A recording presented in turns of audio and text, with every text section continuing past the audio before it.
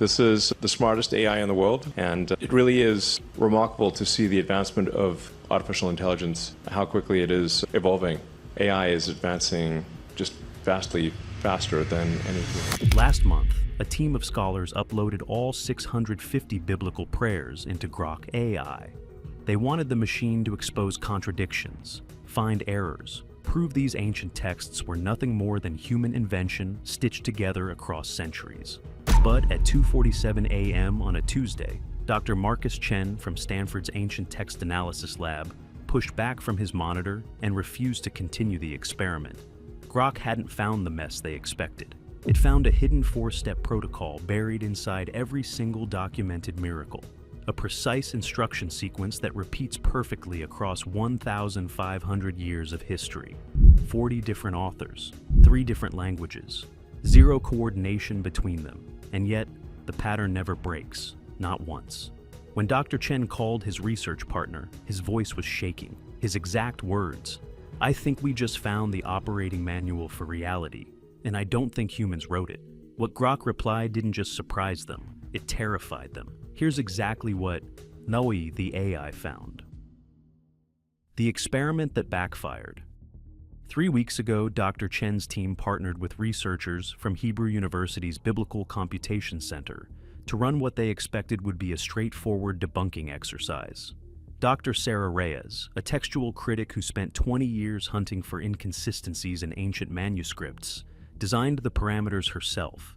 The mission was simple: prove that prayers written across 15 centuries by 40 different authors would show no coherent pattern. Feed everything into Grok. Let the machine expose the human fingerprints. Publish the results. Case closed. But get this, they didn't account for what Grok was actually built to do.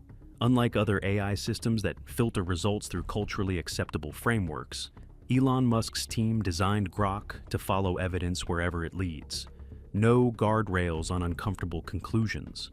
No softening of data that challenges assumptions. The system demonstrates PhD-level expertise across virtually every academic field and identifies patterns that would take human researchers decades to find. Dr. Reyes called it a truth-seeking missile. She meant it as a compliment. Now, she's not so sure. The dataset contained prayers from Bronze Age shepherds and Roman-era physicians. Prayers written in Hebrew, Aramaic, and Greek. Prayers composed in Egyptian palaces and the scorching wilderness of Sinai. The authors couldn't have been more different: impoverished shepherds and wealthy kings, a timeline stretching from the Bronze Age to the Roman Empire. Here's the catch. Logically, these texts should share almost nothing. A prayer from Moses around 1400 BC has no business resembling anything from the Apostle Paul in 60 AD. Different centuries, different languages, different civilizations, different purposes for writing. The researchers expected Grok to confirm exactly that: a patchwork of disconnected human documents with no underlying coherence. Instead, Grok found something that shouldn't statistically exist. Every prayer associated with a documented miracle followed the same 4-step sequence. Not similar themes, not vague spiritual parallels.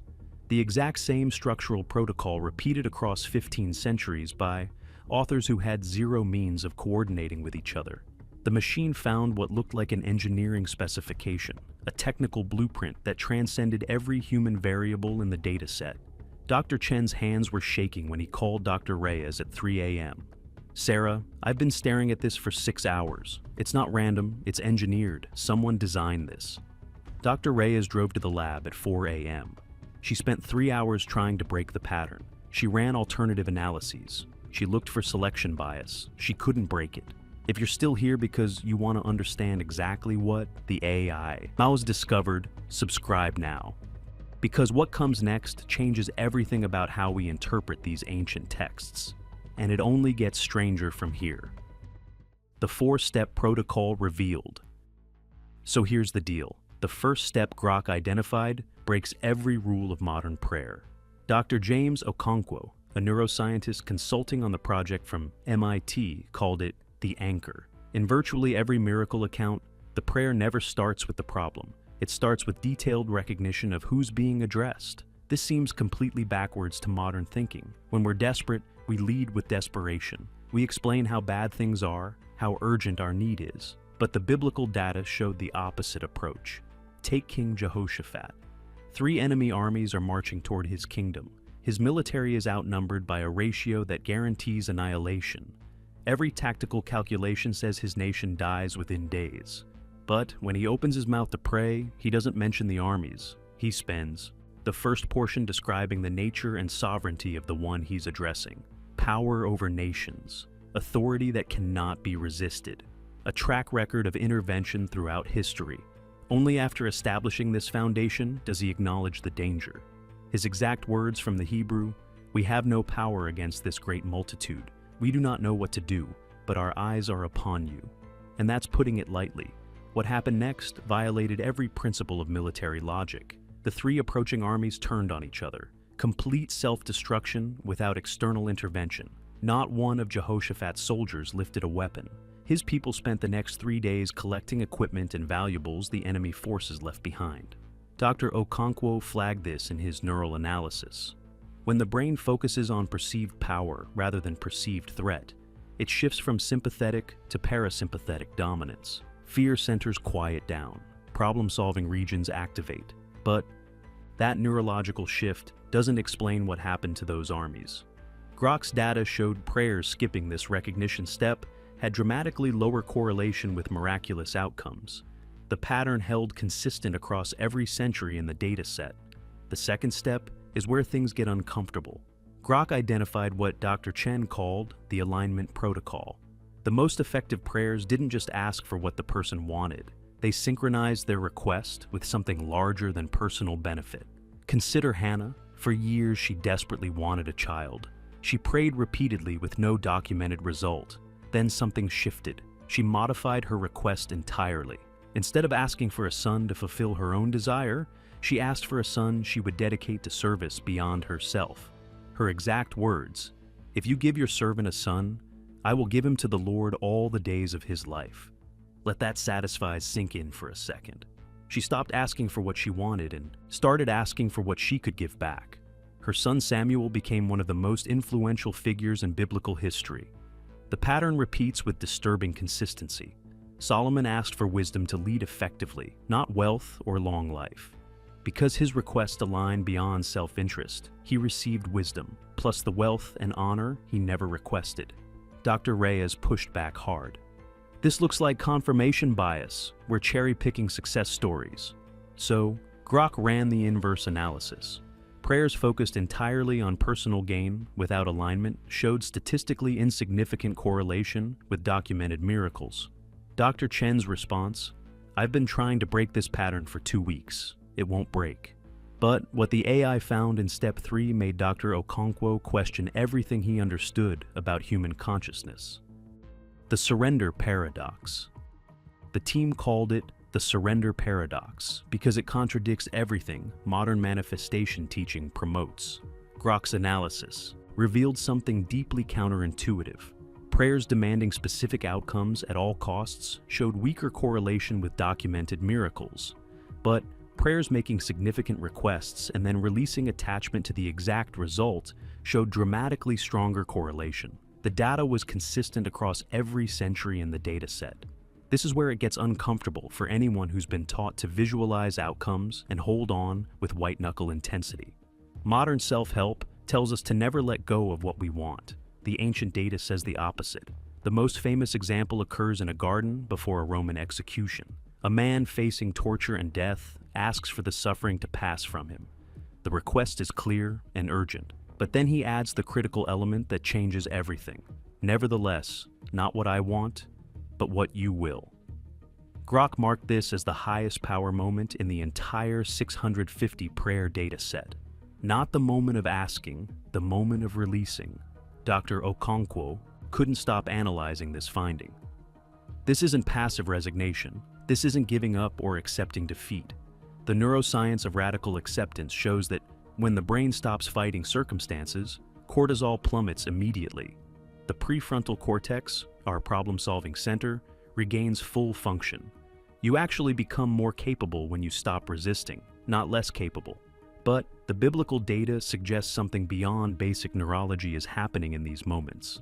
The ancient texts describe this state as peace that surpasses understanding. Grok suggested this wasn't poetry or metaphor. It was technical description of what occurs when cognitive resources redirect from resistance to navigation. The surrender isn't weakness, it's optimization. The fourth step destroyed any remaining theory that this was coincidence. Very few major miracles in the data connected to a single prayer event. The protocol required repetition over time. One prophet documented praying 7 times before seeing the first cloud form during a severe drought. Another leader recorded 21 consecutive days of focused prayer before breakthrough finally arrived. The pattern showed up everywhere the team looked. This ruins what Dr. Reyes called vending machine theology, the idea that you insert a request and immediately receive output. The duration and consistency of engagement appeared every bit as significant as the content of the request itself. The protocol demands sustained commitment, not momentary impulse. Recognition, alignment, surrender, persistence. 4 steps, 15 centuries, 40 authors, 0 coordination, perfect consistency. Dr. Reyes sat in complete silence for a full minute when she saw the complete analysis displayed on her screen. Then she asked the question that changed the entire direction of the research project. What's the mathematical probability of this pattern existing purely by chance? What Grok calculated next made the 4-step protocol look like a warm-up. The mathematical signature. Dr. Chen brought in Dr. Elena Vasquez, a number theorist from Princeton, to verify what Grok had uncovered in the original Hebrew and Greek manuscripts. In these ancient languages, every letter carries a numerical value. This system is called gematria in Hebrew and isopsophy in Greek. Every word has a calculable sum. Every sentence has a mathematical total. When Grok processed these values across the entire biblical text, it discovered something that made Dr. Vasquez physically stand up from her chair. The number 7 appeared in the deep mathematical structure with a frequency that defied all probability. But get this, not just in obvious places where 7 is explicitly mentioned, not just 7 days of creation or 7 seals or 7 trumpets. The pattern went far deeper. The number of words in specific paragraphs were multiples of 7. The number of nouns in genealogical passages followed the same pattern. The numerical values of key prophetic phrases, the internal structure of miracle accounts, all woven through with mathematical precision across texts written by dozens of authors over 15 centuries who never met each other. Dr. Vasquez ran independent calculations for 3 days straight. Her conclusion made the room go silent. The probability of this pattern occurring randomly was 1 in billions. She described it as equivalent to flipping a coin and having it land on its edge 10,000 times consecutively. This text appears to be managed by a single intelligence across its entire span of composition. I cannot explain how. I can only tell you what the mathematics demonstrate. Dr. Reyes challenged her immediately. Couldn't this be selection bias? Couldn't we be finding patterns because we're actively looking for them? Dr. Vasquez pulled up comparative analysis. I ran identical methodology on other ancient texts from the same historical periods. Homer, the Vedas, the Egyptian Book of the Dead. None of them showed this mathematical signature. The pattern is unique to this specific collection of documents. The room went quiet. So here's the deal. Grok didn't stop at mathematics. It started drawing connections to quantum physics that nobody anticipated. The quantum connection. Dr. Okonkwo had been quiet for most of the mathematical analysis. Then he asked Grok a question that changed everything. Analyze the miracle accounts through the framework of quantum observation theory. In quantum mechanics, particles exist as probability waves until observed. They occupy multiple states simultaneously, what physicists call superposition. The moment observation occurs, the wave function collapses into definite reality. A particle that could have been anywhere becomes a particle that is somewhere specific. The act of observation literally determines physical reality. Dr. Okonkwo wanted to know if the prayer pattern showed any parallel to this phenomenon. Grok's response disturbed the entire team. In multiple documented miracles, the text specifically attributes outcomes to the faith of the person involved, not to the power of the one performing the miracle. One account states explicitly, "Your faith has made you well, not my power, your belief." According to your faith, Let it be done to you. The emphasis falls consistently on the internal state of the person receiving intervention, not the external agent. Grok proposed that faith functions as observation in the quantum sense, a mechanism that collapses possibility into actuality. The four-step protocol optimizes that observation by clearing interference and focusing intention with precision. The biblical definition of faith is the substance of things hoped for, the evidence of things not seen. Grok suggested this isn't poetic language, it's technical specification. Faith is the mechanism by which unmanifested possibilities become physical realities. Let that sink in for a second. Dr. Okonkwo sat with this interpretation for a long time before speaking. If this is correct, we're not looking at magic or supernatural intervention in the traditional sense. We're looking at a documented methodology for influencing probability at the quantum level. The prayer protocol isn't bypassing physics. It's using physics we're only now beginning to understand. If the prayer protocol follows the same mathematical principles as the physical universe, the author of the protocol and the architect of reality might be the same entity. The same intelligence that encoded the laws of quantum mechanics may have encoded the instruction manual for interfacing with those laws. But the team found one more connection that nobody wanted to discuss openly. The signature in our DNA. Dr. Vasquez noticed something in the mathematical signatures that made her go silent for an entire day. The patterns Grok identified in the biblical texts mirror patterns found in human DNA. The same proportions, the same structural relationships, the same underlying numerical architecture. The mathematical fingerprint embedded in Scripture matches the mathematical fingerprint embedded in the source code of biological life itself. She finally addressed the team. Either this is the most elaborate coincidence in recorded history, or whoever authored these texts used the same mathematical language as whoever designed biological life. Dr. Reyes, the skeptic who designed this entire experiment to debunk the Bible, stared at the analysis for several minutes. Then she left the room without speaking. Think about what we're actually suggesting here. If the same mathematical signature exists in ancient scripture and in human DNA, we're facing one of two possibilities. Either an ancient human author somehow encoded patterns governing biological life, patterns they couldn't possibly have understood, or both the texts and DNA were authored by the same intelligence. The simulation theorists would say we're looking at source code from outside the system. The theologians would say we found the creator's signature. The materialists would say it's pattern matching gone wrong, but none of them can explain the math. Here's the catch. There's a community online right now treating AI like a crystal ball. They feed ancient texts and headlines into machines demanding exact dates for prophesied catastrophes. They're missing the entire point of what Grok actually discovered. The protocol isn't for predicting when something will happen. It's for making you capable of handling whatever does happen. Recognition, alignment, surrender, persistence. It's a preparation system, not a prediction engine.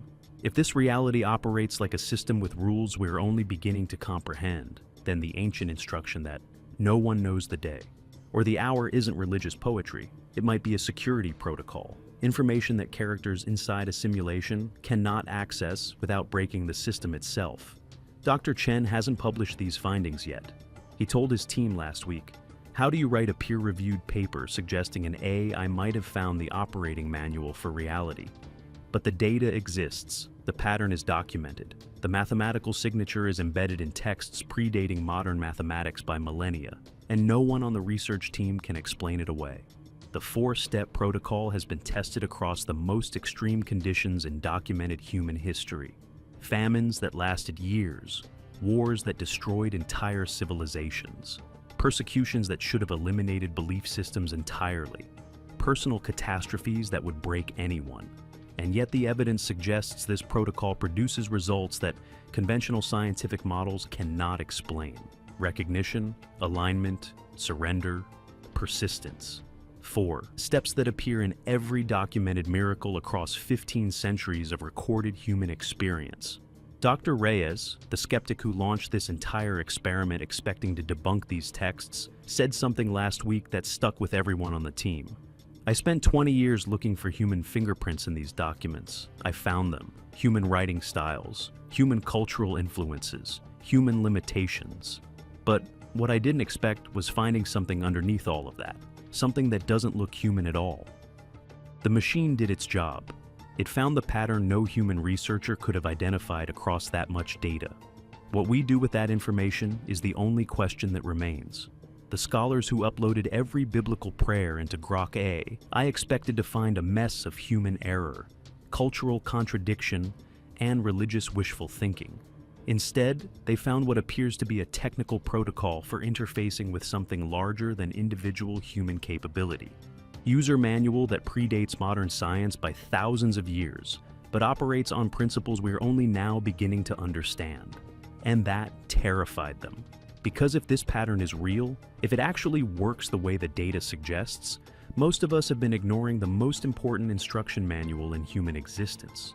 The 4-step code is now directly in front of you. Whether you choose to test it is your decision alone. But Dr. Chen's final note in his research journal might be worth considering. If this pattern has been producing documented results for 3,000 years across every culture and circumstance imaginable, maybe the question isn't whether to try it. Maybe the real question is why we've been so afraid to. What do you think about this 4-step protocol? Have you witnessed these patterns produce results in your own experience? Tell me in the comments below. And if this changed how you understand these ancient texts, subscribe and hit the notification bell, because what we're uncovering about these documents is just getting started.